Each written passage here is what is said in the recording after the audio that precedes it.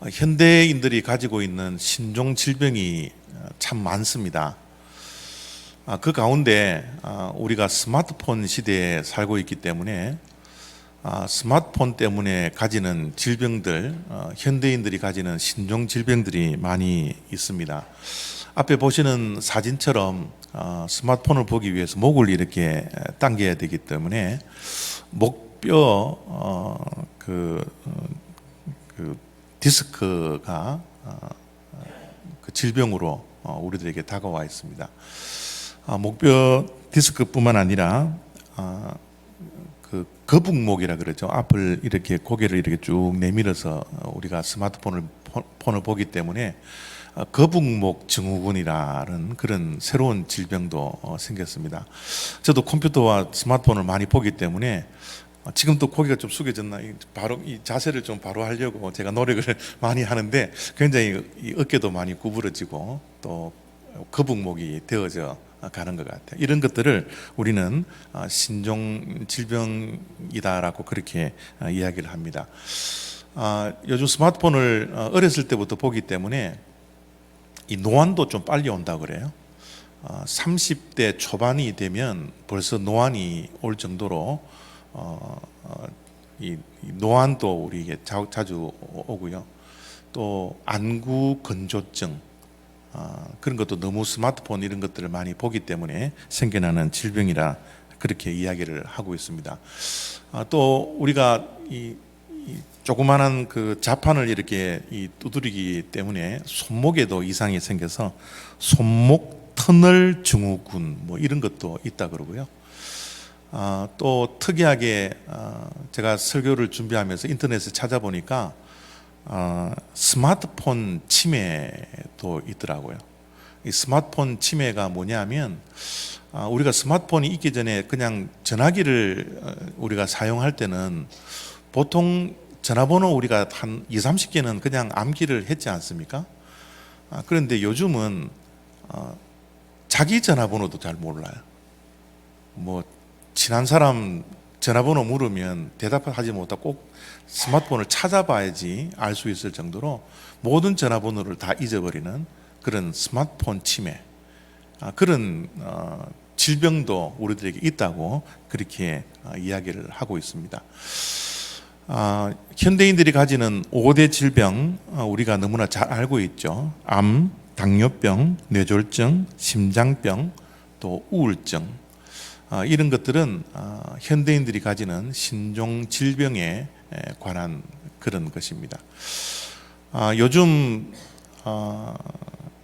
그 심리 정신적인 것들이 많이 약해져 있는 시대이기 때문에 이 체념이라는 것도 신종 질병으로 보고 있더라고요.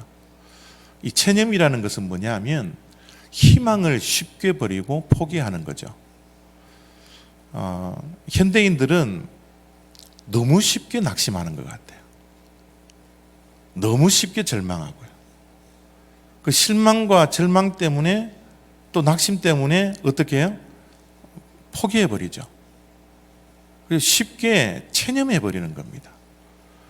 그래서 이 땅을 살아가는 인생이 어떤 희망이 없고 또 어떤 기대도 없고 그냥 실망한 채 체념한 채 하루하루를 살아가는 것이 현대인들이 가지고 있는 신종 질병 가운데 하나다, 그렇게 말씀을 하고 있더라고요. 매일매일 좀 활기가 좀 넘쳐나게 좀 살아야 되는데 좀 무기력해요. 또 우리가 하루하루를 살아가는 이 인생의 의미를 우리가 잘 알고 살아야 하는데 우리의 인생의 의미가 무엇일까? 내가 하루하루를 살아가는 이 인생의 의미가 진정 무엇일까? 그것도 모른 채 어떠한 기대도 희망도 없이 그냥 틀에 박힌 사람처럼, 기계처럼 하루하루를 살아가는 것이 현대인들의 모습이라는 거죠. 아침에 눈을 뜨면 그냥 밥 먹고 또 일 나가기에 바쁘고요.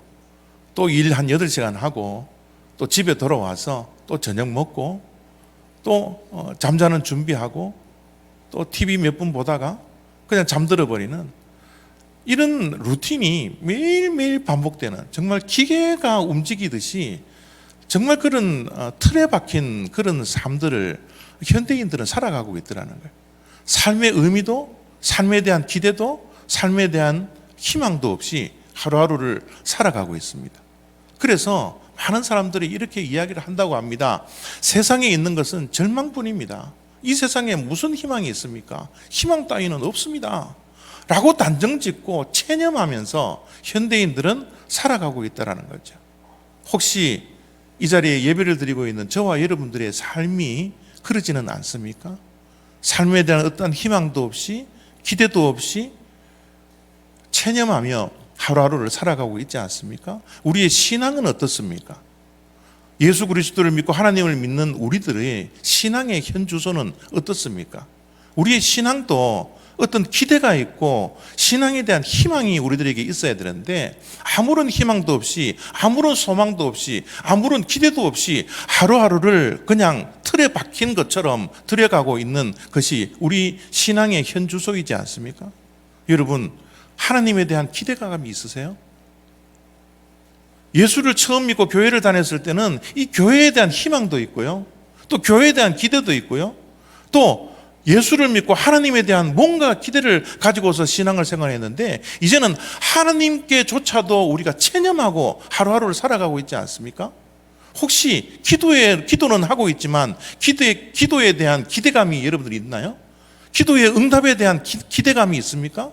그냥 우리가 기도하고 있지 않나요? 틀에 박힌 것처럼 그냥 입술을 열어서 그냥 기도하고 있는 것이 우리 신앙의 모습이지 않습니까? 예배의 모습은 어떻습니까? 예배에 대한 기대감이 있나요? 지금 예배를 드리러 집에서 준비를 하고 오실 때, 그래, 예배에서 하나님의 음성을 들어야지, 이 예배가 정말 성령 충만한 예배가 되어야지, 그래, 내가 하루하루를 갈 길을 잃어 방황하던 인생인데 이 예배를 통하여서 갈 길을 정하고 내가 하나님의 그 음성을 듣고 그 길을 걸어가야지 라는 그런 기대와 희망을 가지고서 예배를 드리고 있습니까? 아니면 다른 종교들처럼 일주일에 한 번 교회당에 와서 예배드리고 그냥 돌아가는, 하나님에 대한 아무런 기대도 희망도 가지지 않고 하나님에 대한 체념을 한 채 그냥 예배만 드리고 있는 것이 우리의 모습이지 않습니까? 제가 어렸을 때는 교회 가면 목사님과 전도사님으로부터 정말 이 설교를 많이 들었어요. 어떤 설교가 하냐면 빛과 소금에 대한 설교예요. 너희는 세상의 빛이라, 너희는 세상의 소금이라. 이 설교를 어릴 때부터 교회에서 엄청나게 많이 들었거든요. 이게 우리의 사명이지 않습니까? 그죠? 이 어두운 세상에 우리가 나가서 빛의 역할을 감당하고 이 세상에 썩지 않도록 소금의 역할을 우리가 감당을 해야 되는데, 우리의 신앙이 예배를 드리고 세상에 나가면 우리가 그런 기대감을 가지고서 세상에 나가고 있습니까? 정말 우리는 세상의 소금의 역할을 감당하고 세상의 빛의 역할을 감당을 하고 있습니까? 세상은 점점 어두워져 가고 있는데 우리가 그들에게 나가서 빛의 역할을 감당해서 이 세상이 어둠이 사라지고 빛의 역할을 감당할 수 있도록 우리가 쓰임받는 도구가 되는 그런 마음과 그런 자세로 신앙생활을 해야 되는데, 우리 혹시 체념하면서 우리의 사명을 체념한 채 하루하루 신앙생활을 하고 있는 것이 저와 여러분들의 모습이지 않습니까? 어떨 때는 새벽 기도에 나와서 기도를 하는데요, 내가 왜 기도를 하는지 그 의미조차도 모르겠어요. 기도를 하면 뭔가 익사이팅해지고 하나님에 대한 기대, 응답에 대한 그 기대가 내 마음속에 가득 차서 하나님께 기도를 해야 되는데도 불구하고 정말 무기력하게, 무의미하게 하루하루를 살 때가 얼마나 많은지 모릅니다. 여러분, 정말 절망적인 사람 한 사람을 오늘 여러분들에게 소개를 해드릴게요. 이분의 상황을 한번 보시고 저분 같은 분이 정말 삶을 체념한 채, 정말 포기한 채 아무런 희망도 없이 절망 속에 살아갈 것이라고 우리가 생각이 들지 않겠습니까? 오늘 읽었던 말씀 가운데 8절 속에 절망적인 한 사람, 인생을 체념하며 살아갈 수밖에 없는 그 한 사람을 여러분들에게 소개를 하기를 원합니다. 루스드라에 발을 쓰지 못하는 한 사람이 앉아 있는데 나면서 걷지 못하게 되어 걸어본 적이 없는지라. 자라. 나면서부터 걸어본 적이 없는 그 사람, 한 번이라도 걸어야 되겠다라는 희망이 그에게 있었을까요? 예, 어렸을 때는 있었겠죠. 그런데 저 사람이 몇 살이 되었는지는 성경이 밝혀놓지 않았기 때문에 얼마만큼 안전뱅이로 살았는지는 모르겠지만 그 마음속에 하루 이틀이 지나고 1년이 2년이 지나고 저 나이가 되었을 때는 이미 서서 일어나서 걷는다라는 것을 체념하면서 절망 가운데 아무런 희망도 없이 살아가고 있는 사람이지 않을까요? 저런 사람이 우리는 절망 가운데 있다, 체념 가운데 있다라고 우리가 표현을 해도 괜찮은 사람이지 않습니까? 그런데 우리는 그러지 않잖아요. 정말 우리는 너무너무 쉽게 체념하고 너무너무 포기하는, 너무 일찍 실망하고 낙심하는, 그래서 하루하루를 체념하면서 살아가는 우리의 모습과 저 사람들과 비교해보면 우리가 하는 체념과 포기는 정말 사치라는 단어에 속하지 않을까요? 정말 체념하고 절망 가운데 살아가야 할 저 사람이 오늘 말씀해 보면 기적의 주인공이 됩니다. 정말 아무런 희망도 없는 저 사람이 절망에서 희망의 사람으로 기적의 주인공이 되어버려요. 어떤 기적의 주인공이 됐습니까? 9절 10절입니다. 바울이 말하는 것을 듣거늘 바울이 주목하여 구원받을 만한 믿음이 그에게 있는 것을 보고 큰 소리로 이르되 내 발로 바로 일어서라 하니 그 사람이 일어나 걷는지라. 그래요. 태어나서 한 번도 걸어본 적이 없는 저 안전뱅이가 기적의 주인공이 되어서 자기 스스로 일어나서 걸어가는 이 기적의 주인공이 되어져 있더라는 거죠. 어떻게 해서 기적의 주인공이 되었다고 오늘 9절 10절 말씀 속에서는 우리들에게 말씀하고 있습니까?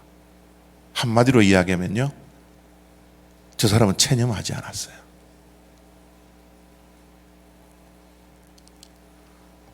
포기할 절망적인 상황에 있었음에도 불구하고 그의 마음에는 포기라는 단어가 자리 잡지 않았어요. 한 번도 일어나 본 적이 없지만 일어나야 되겠다라는, 걸어야 되겠다라는 이 희망이 그의 마음속에 있었던 거예요. 체념하지 않는 자에게 기적이 다가온다라는 것, 포기하지 않는 자에게 기적이 찾아온다라는 것, 오늘 말씀 속에서 배워야 할 것이 바로 이 점입니다. 여러분, 혹시 저 말씀을 들으면서 아니 목사님, 저 사람이 체념했는지 체념하지 않은지 목사님이 어떻게 압니까? 그렇게 혹시 질문하실 분 계십니까? 예, 저는 압니다. 말씀을 가만히 들여다보고 말씀을 곰곰이 생각해 보면 저 사람은 체념할 상황에 있었음에도 불구하고 절망 속에서 하루하루를 인생을 포기하면서 살 수 있는 환경 속에 있었음에도 불구하고 그의 마음은 체념하지 않았다는 것을 얼마든지 알 수 있습니다. 말씀을 다시 한번 봅니다. 바울이 주목하여 구원받을 만한 믿음이 그에게 있는 것을 보고, 그의 마음속에는 체념과 포기가 있었던 것이 아니라 구원받을 만한 믿음이 그에게 있었다는 거예요. 구원이라는 것은 우리가 잘 알다시피 죽으면 천국에 가고 이것도 분명한 구원입니다. 예수 그리스도를 믿고 우리가 구원을 받는 이 구원도 영적인 구원도 속하지만 육적인 구원도 성경 속에서는 자주 이야기하거든요. 어려움 속에서 구원을 받는 것도 구원입니다. 육체의 질병으로부터 나음을 받는 것도 구원입니다. 경제적인 어려움 속에서도 하나님의 은혜로 우리가 구원을 받는 것도 구원이에요. 안전뱅이가 앉은 상태에서 일어나는 것도 구원입니다. 절망에서 희망으로 바뀌는 것도 구원입니다. 이 구원, 성경 속에 나오는 이 구원이라는 것은 포괄적인 구원이에요. 오늘 안전뱅이가 가지고 있었던 그 믿음, 어떤 믿음입니까? 구원받을 믿음. 안진뱅이가 절망하고 체념하고 포기한 채 하루하루를 그냥 쳇바퀴 돌아가듯이 살아가는 그런 기계적인 인생이 아니라 말씀을 듣고 내가 여기에서 일어날 수 있다라는 육적인 구원을 받을 수 있다라는 믿음이 그의 마음속에 있었던 거예요. 참 여러분, 우리가 매일매일 많은 것을 보고 삽니다. 늘 제가 말씀드리는 거지만 보는 것이 너무너무 중요해요. 그런데 보는 것도 중요하지만 무엇을 보느냐가 굉장히 중요합니다. 어떻게 보느냐가 중요해요. 사도 바울이 안전뱅이를 보고 있는데 무엇을 보는지 한번 보세요. 바울이 주목하여 구원받을 만한 믿음이 그에게 있는 것을 보고, 우리가 보고 있는 것은 주로 외모입니다. 외형적으로 드러나는 것을 우리는 많이 바라보지만 사도 바울은 그런 외모를 보지 않은 거예요. 그 안진뱅이의 외모를 바라보면 절망적인 상황 속에 그를 바라볼 수 있었지만 그 외모를 보지 아니하고 그 안에 있는 구원받을 믿음을 주목하고 보고 있다라는 겁니다. 하나님은 사도 사무엘서에 보면 내가 사람들처럼 외모를 보지 않고 중심을 보겠다라고 하나님의 시각이 어디를 향하고 있는지 우리들에게 분명히 말씀해 주셨습니다. 우리 믿는 자들의 시각은 하나님의 시각을 가지고 있어야 하거든요. 세상 사람들은 외모를 보고 판단할 수 있지만 우리는 그 외모 안에 있는 내면을 보고 사람들을 판단할 수 있는 그 시각들이 우리들에게 있어야 되지 않겠습니까? 바울이 사람의 시각이 아니라 하나님이 주신 그 시각을 가지고 그 사람을 바라보고 있는 거예요. 안진뱅이의 그 외모를 보지 아니하고 어떻게 해요? 안에 있는, 중심에 있는 구원받을 믿음을 보고 있다라는 거예요. 저 안진뱅이는 어떻게 했기 때문에 구원받을 믿음이 있게 되었을까?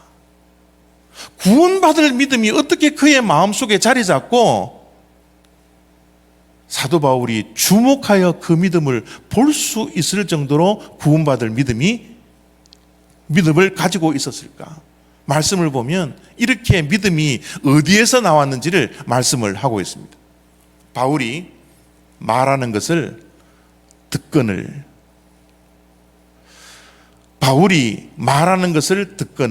바울이 주목하여 구원받을 만한 믿음이 그에게서 있는 것을 보고, 여러분, 그 믿음이 어디에서 나왔습니까? 구원받을 만한 믿음이 어디에서 나왔습니까? 말씀을 들음으로. 말씀을 듣는 가운데 구원받을 만한 믿음이 생겼다라는 겁니다. 여러분, 믿음은 어디에서 나옵니까? 우리가 말씀을 듣고 믿습니다 그래야지 우리에게 믿음이 주어집니까? 아니면 믿어야지 내가 노력해야지 하면 우리가 믿음이 생겨집니까? 그러지 않습니다. 성경 말씀에 믿음은 분명히 어디에서 나오는지를 말씀하고 있는 것이 로마서의 말씀이지 않습니까? 그러므로 믿음은 들음에서 나며 들음은 그리스도의 말씀으로 말미암았느니라. 믿음은 어디에서 나온다고요? 말씀을 들음으로, 하나님의 말씀을 들음으로 믿음이 생겨지는 것이지 우리가 믿어야지 내 노력으로 믿음이 생겨지지 않는다라는 것을 말씀하고 있는 것이죠. 말씀을 들을 때 사도 바울의 주변에 많은 사람들이 웅집해져 있었을 겁니다. 그런데 사도 바울이 저 사람 한 사람을 주목했던 것은 이유가 무엇일까요? 바울이 전하는 복음을 들을 때 저 안진뱅이는 그냥 들었던 게 아닌 것 같아요. 한 귀로 듣고 한 귀로 흘려보내는 그런 모습이 아니었던 것 같아요. 뭔가 듣는 모습이 달랐던 것 같아요. 말씀을 듣는 집중력이 뭔가 다른 사람들과 달랐던 것 같아요. 그래서 사도 바울이 말씀을 증거하다가 눈에 띄는 그 한 사람을 보고 구원받은 믿음을 그가 가지고 있다는 사실을 알고 어떻게 해요? 일어나 걸어라. 기적의 주인공이 된 거예요. 여러분, 다음 기적의 주인공이 저와 여러분이기를 원하지 않습니까?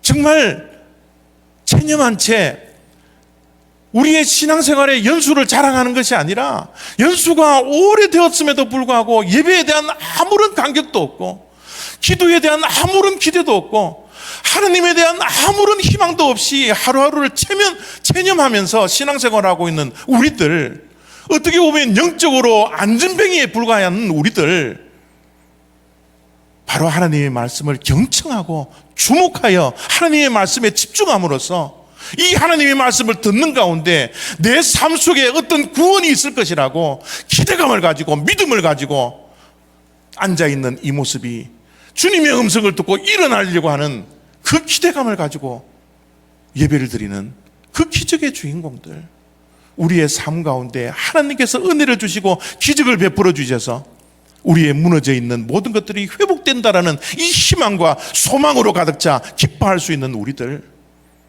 이 주인공이 저와 여러분이지 않기를 원하십니까? 여러분, 이런 기대를 가지고 예배를 드려야 합니다. 바로 기적의 주인공은 바로 내 자신이 될 수 있다라는 이 마음과 이 기대와 희망을 우리는 결코 체념해서는 안 됩니다. 결코 포기해서는 안 됩니다. 하나님이 우리의 편이시고 하나님이 우리와 함께하고 계신다는 이 믿음을 가지고서 우리의 삶 속에 모든 구원을 이루는 믿음이 저와 여러분들의 믿음이 되어야 할 줄 믿습니다. 이렇게 기적이 일어났는데요, 주변 사람들이 오해를 했어요. 어떤 오해를 했나 그러면 바울과 바나바를 막 신처럼 취급하는 거예요. 막 기적이 일어나니까. 그래서 막 기적이 일어나서 바울을 보고 제우스의 대변인인 이 헤르메스라 그러고요, 또 그들이 섬겼던 제우스 신 바나바를 보고 제우스 신이라 그러고요, 이 막 우상을 막 섬기려고 막 하는 거예요. 막 소를 잡습니다. 그래서 제사장들이 사람들을 모아놓고 예배를 드리고 제사를 드리려고 막 하고 있습니다. 그럴 때 바울과 바나바가 이렇게 이야기를 합니다. 여러분이요, 어찌하여 이러한 일을 하느냐? 우리도 여러분과 같은 성정을 가진 사람이라 여러분에게 복음을 전하는 것은 이런 헛된 일을 버리고 살아계신 하나님께로 돌아오게 함이라. 분명히 복음을 전하는 이유, 하나님의 말씀을 전하는 이유, 그 단 한 가지의 이유를 말씀하고 있습니다. 복음을 전하는 이유가 뭘까요? 헛된 것을 버리게 하고 살아계신 하나님께 돌아오게 함이라. 기적을 베풀었던 이유가 뭘까요? 그들이 영광을 받기 위해서요? 그들이 칭송을 받기 위해서요? 그들이 신처럼 되기 위해서요? 아닙니다. 기적을 베푸는 이유도 헛된 것을 버리게 하고 살아계신 하나님께로 돌아오게 함이에요. 여러분, 예배를 왜 드리시고 계십니까? 여러분, 왜 기도를 하고 계십니까? 여러분, 왜 신앙생활을 하고 계시나요? 여러분의 신앙생활의 이유가 무엇입니까? 예배를 드리면서 여러분들이 가지고 있는 이유가 있습니까? 목표가 있습니까? 목적이 있습니까? 우리의 신앙의 모든 목적은 하나입니다. 헛된 것을 버리고 하나님께로 돌아가는 거예요. 여러분, 하나님께 돌아간다라는 이 단어 속에는 거리라는 이 단어가 내포되어져 있을 거예요. 우리는 하나님께로부터 너무 멀리 떨어져 있지 않나요? 하나님께로부터 너무 멀리 떨어져 있기 때문에 하나님에 대한 어떠한 희망도 가지지 못합니다. 하나님께 가까이 오면 가까이 올수록, 돌아오면 돌아올수록, 그 하나님의 은혜를 사모하면 할수록 하나님에 대한 기대와 하나님에 대한 희망과 예배에 대한 기대를 우리가 가질 수 있는데도 불구하고 우리는 하나님과 너무 멀어져서 어떠한 기대도 어떠한 희망도 살아가지 못한 것을 우리가 발견할 수 있잖아요. 하나님께 돌아가기 위해서는 가장 먼저 해야 될 것이 있습니다. 무엇입니까? 헛된 것을 버려야 된다는 거예요. 헛된 것을 버려야 된다. 하나님께 돌아가기 위해서는 헛된 것을 버리는 결단들을 우리들이 해야 됩니다. 현대인들이 주로 자주 사용하는 단어가 바쁘다라는 단어입니다. 이 세상에 사는 모든 사람은 다 바쁜 것 같아요. 뭐 은퇴해도 바쁘고요, 노는 사람도 바쁘고요, 다 바빠요. 여러분, 요즘 초등학생한테도 물어보시죠. 자기도 바쁘다 그래요. 뭐 하는지 그렇게 바쁜지 모르겠습니다. 얼마나 바쁘냐 그러면요, 바빠 죽겠다라는 거예요. 우리는 바쁘다라면 모든 핑계의 조건이 다 됩니다. 바빠서 그랬어요. 바빠서 예배드리지 못했습니다. 바빠서 말씀 보지 못했습니다. 바빠서 기도하지 못했습니다. 바빠서 사랑하지 못했습니다. 바쁘면 모든 것이 익스큐즈가 되는 그런 시대에 살고 있는 것이 우리의 모습이지 않습니까? 우리의 인생을 가만히 들여다보면 어렸을 때 바닷가에서 조개 줍기 했던 그것이 저는 인생하고 똑같다고 생각합니다. 여러분 바닷가에 가셔서 조개 껍질 주워 보신 적이 있나요? 여러분 조개 껍질 줍고 조개를 주울 때 되면 막 주변에 조개가 그 껍질이 얼마나 아름다워요. 막 빛이 반짝반짝 나는 조개도 있고. 그래서 이것도 조금 열심히 주워서 정말 바쁘게 주워요. 정말 최선을 다해서 한 주먹 안고 옷에 담고 주머니에 엮고 막 모든 최선을 다하는 그런 조개 줍기였는데 해가 지면요 누가 불러요? 엄마 아빠가 부릅니다. 야 그만해라. 주웠던 그 모든 조개 다 땅에 내려놓고 빨리 와라. 우리는 어떻게 해야 합니까? 다 놓고 가야 되는 거예요.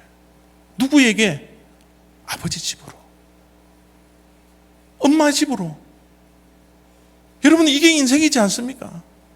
우리가 하루하루를 살아가는 동안 얼마나 우리의 눈앞에 보여있는 그 반짝반짝 나는 그 조개 줍기를 하기 위해서 얼마나 바쁘게 사나요? 얼마나 분주하게 사나요?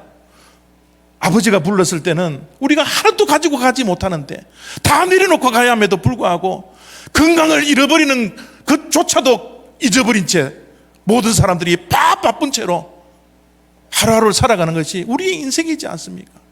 하나도 들고 가지 못하는데 하나님 아버지가 너 그만하라고 이제 또 오라고 모든 것 내려놓고 오라고 하면 우리 모두가 다 순종할 수밖에 없는 것이 우리의 인생임에도 불구하고 우리는 이 인생을 얼마나 바쁘게 살아가고 있어요.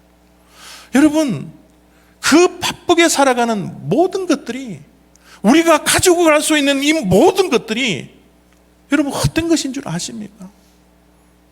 그 헛된 것들을 쫓아가니 우리들은 하나님께 돌아갈 시간이 없는 거예요. 하나님께 돌아가야 함에도 불구하고 바쁘다는 핑계로 헛된 것을 쫓는 인생임에도 불구하고 그것이 바쁘다라고 하나님께 돌아가지 못하는 것이 우리의 어리석은 인생이지 않습니까? 우리의 복음, 우리의 신앙은 이런 헛된 일을 버리고 살아계신 하나님께로 돌아가는 겁니다. 하나님께 돌아가야 합니다. 여러분 앞에 있는 사진을 한번 보실래요? 앞에 있는 사진의 네모칸에 여러분 한번 어떤 단어를 여러분 넣기를 원하십니까? 요즘 나의 최고의 관심사는 땡땡땡이다. 저 안에 무엇이 적히기를 원하세요? 요즘 저 네모 안에 최대의 관심이 조국입니다. 유튜브입니다. 예? 또 누구예요? 예?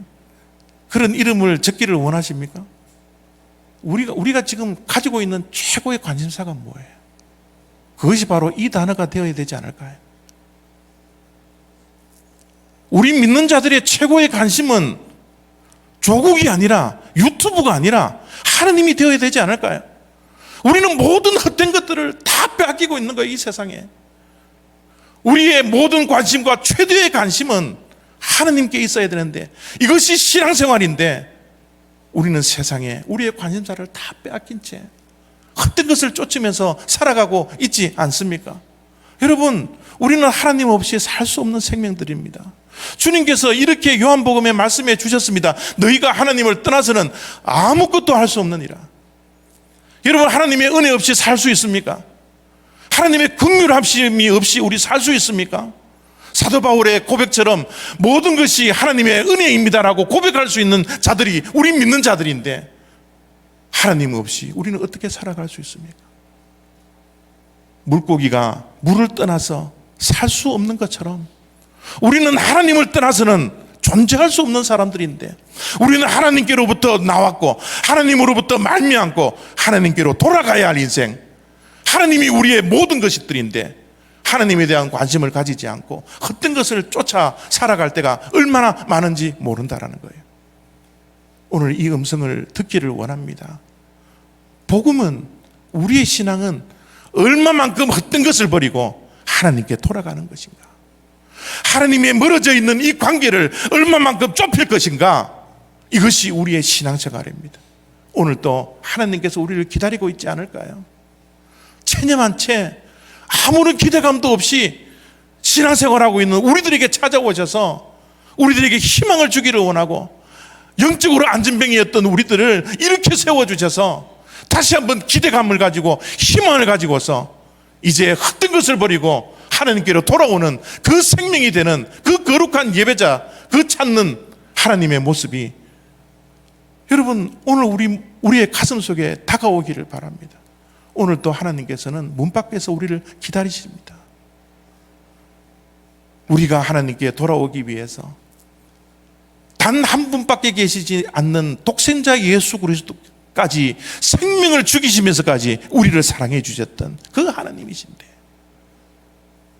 우리는 자꾸 하나님을 멀리하고 우리의 관심사를 자꾸 하나님에게 두지 않는 그런 삶들을 살아가는 그런 우리의 모습이 저와 여러분의 모습이지 않습니까? 주님은 오늘도 기다리십니다. 저와 여러분들을 기다리십니다. 헛된 것을 버리고 하나님께 돌아오는 참 신앙인이 되기를, 이 하나님의 마음을 품고 세상에 나가 승리할 수 있는 저와 여러분 다 되시기를 부탁합니다. 기도하겠습니다.